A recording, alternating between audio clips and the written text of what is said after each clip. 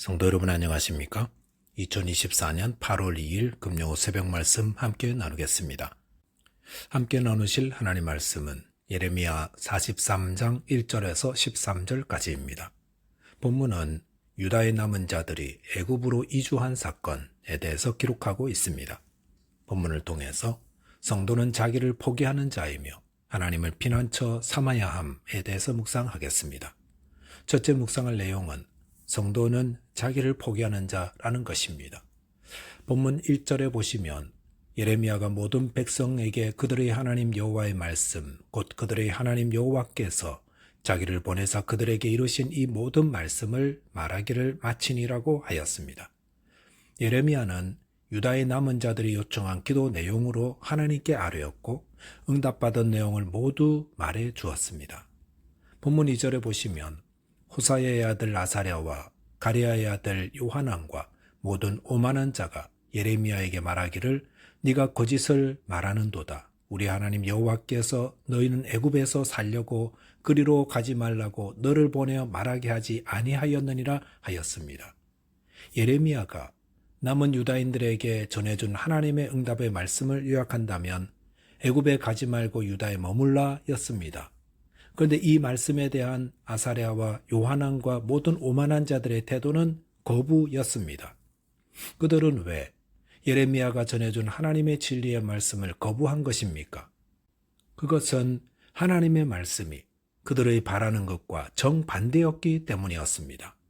본문에 보시면 이들은 오만한 자라 하였습니다. 오만한 자의 뜻은 거만하고 주제넘은 뻔뻔한 자입니다. 이들은 하나님의 말씀보다 세상의 지혜와 또 자신의 생각을 더 뛰어난 것으로 여기는 자들입니다. 하나님이 말씀하셨더라도 요즘은 세상이 바뀌었다고, 그렇게 하면 바보라는 소리 듣는다면서 하나님의 말씀을 버리는 자입니다.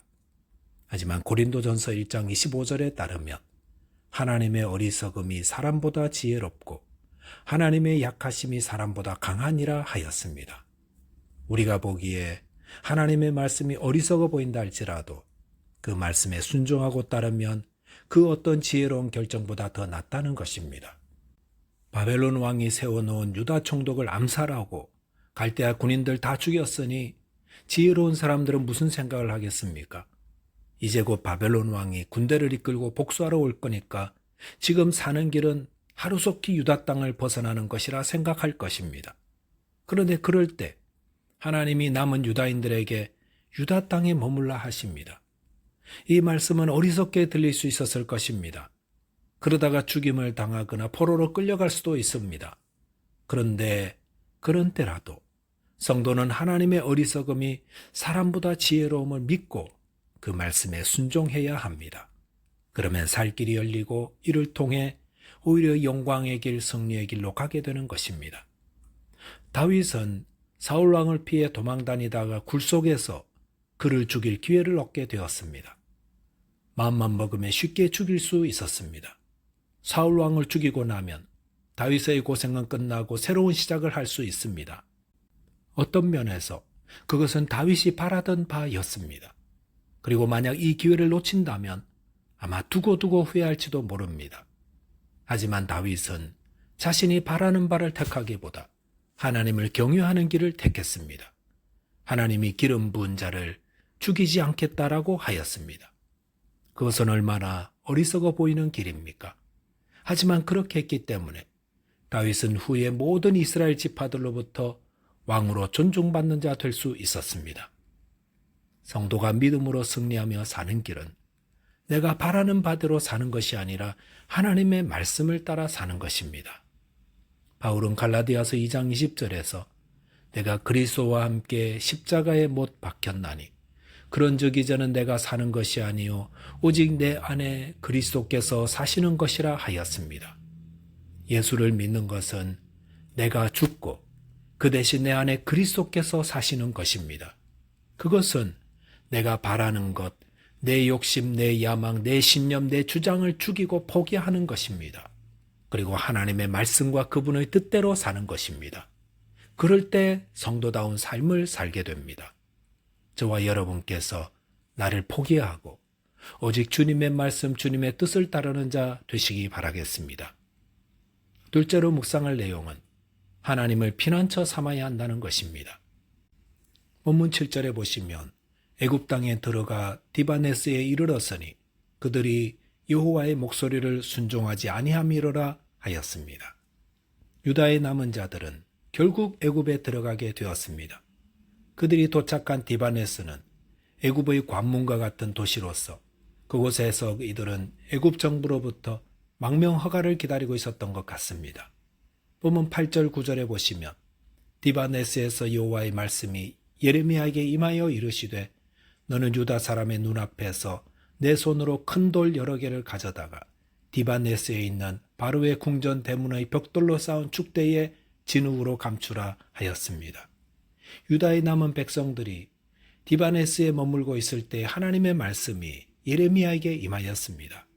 하나님은 예레미야에게 큰 돌 6개를 바로의 궁전 대문의 벽돌로 쌓은 축대에 진흙으로 감추라 하였습니다. 그리고 10절에서 그 의미를 알려주셨는데 10절에 보시면 그리고 너는 그들에게 말하기를 만군의 여호와 이스라엘의 하나님께서 이와 같이 말씀하시되 보라 내가 내 종 바벨론의 느부갓네살 왕을 불러오리니 그가 그의 왕좌를 내가 감추게 한 이 돌들 위에 놓고 또 그 화려한 큰 장막을 그 위에 치리라 라고 하였습니다. 예레미야에게 주신 예언의 말씀은 바벨론 군대가 애굽을 쳐들어와 바로의 궁정을 점령하게 될 것이라는 의미입니다. 본문 11절에 보시면 그가 와서 애굽 땅을 치고 죽일 자는 죽이고 사로잡을 자는 사로잡고 칼로 칠 자는 칼로 칠 것이라 하였습니다. 예레미야는 계속해서 바벨론이 애굽을 침략하여 칼로 치게 될 것임을 선포하고 있습니다. 이것은 유다의 남은 백성들의 생각이 잘못된 것임을 알려주고 있는 겁니다. 그들은 애굽에만 가면 모든 것이 안전하다고 믿었습니다. 그들이 보기에 애굽은 완벽한 피난처로 여겨졌습니다. 애굽은 큰 나라 아닙니까? 대마불사라고. 애굽은 큰 군사력을 갖고 있었고 나일강이 마르지 않는 한 어떤 기근에도 먹을 것이 있었습니다. 오래도록 애굽 하면 강대국이었습니다. 그렇기 때문에 그들의 마음속에 애굽이야말로 실제적인 피난처라고 믿고 싶었던 것입니다. 하지만 이런 애굽이 어떻게 되었습니까? 유대 역사가 요세푸스의 기록에 의하면 느부갓네살 왕은 예루살렘 정복 5년 후인 BC 581년에 애굽을 쳐서 바로 왕 호브라를 죽이고 그곳의 유대인들을 바벨론으로 잡아갔다고 하였습니다. 사람들은 자기가 바라는 바를 믿는 경향이 있습니다. 사냥꾼에게 쫓기는 낙타가 모래 속에 머리를 숨기고는 이제는 안전하다고 믿는 것처럼 사람들도 자기가 바라는 바가 진실이라고 여깁니다. 요나도 니느웨로 가라는 하나님의 말씀을 거역하고 다시스로 가는 배에 승선한 후 배 가장 밑바닥에 내려가 잠을 청하고 깨어보면 만사가 다 정리되어 있을 줄 생각했습니다. 하지만 요나가 탄 배는 곧 하나님이 일으키신 풍랑을 맞아 큰 곤욕을 치르게 되었습니다. 요나는 하나님의 살아계심을 아는 자입니다.